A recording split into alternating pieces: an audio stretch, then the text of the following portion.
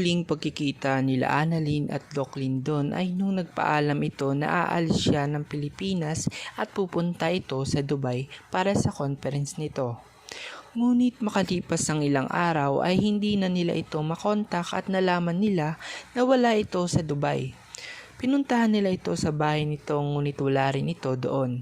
Makalipas ang ilang linggo, nalaman na lang nila na natagpuan ng bangkay ni Lindon at hindi na ito makilala. Pero dahil sa mga ID nito nakasama, na-identify nila na si Doc Lindon ito. Akala ng lahat ay patay na si Doc Lindon. Ang hindi nila alam ay nung araw na papatay na ito ni Carlos ay may kasama itong kaibigan. Habang naglalakad sila ay sinalubong sila ni Carlos.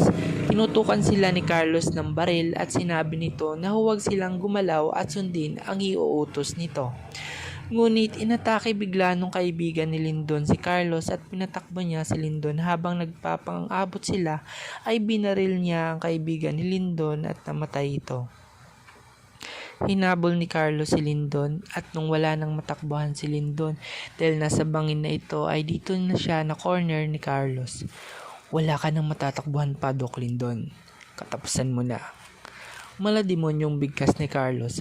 Dahil wala nang choice si Lindon at tumalon na lang siya sa bangin. Agad na pumunta si Carlos sa may bangin at pinagbabaril niya ito. At nadaplisan ng pala si Lindon sa tagiliran nito. Akala ni Carlos ay napuruhan niya ito kaya binalikan niya ang bangkay ng kaibigan ni Lindon. Kasama ng mga gamit ni Lindon. Noong mga oras na iyon ay inaanod na ang katawan ni Lindon hanggang isang magsasaka ang nakakita dito. Agad niyang dinala sa bahay nito upang bigyan ng pansamantalang lunas at pagkatapos ay dinala niya ito sa ospital. Makalipas ang ilang araw ay nagising na si Doc Lindon. Naghiram ito ng cellphone sa lalaking nagligtas sa kanya at tinawagan niya si Annalyn. Gulat na gulat si Annalyn nung nalaman niyang buhay si Lindon. Dali-dali niyang pumunta sa ospital kung saan naroroon si Lindon. Mangiyak-ngiyak si Annalyn na makita niya si Lindon.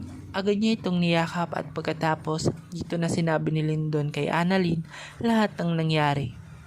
Sa inyong palagay, sasabihin na kaya ni Lindon lahat ng mga sikreto nila Carlos, Moira at Zoe? At yan ang ating pagkakabangan sa nalalapit na pagtatapos ng Abot Kamay na Pangarap.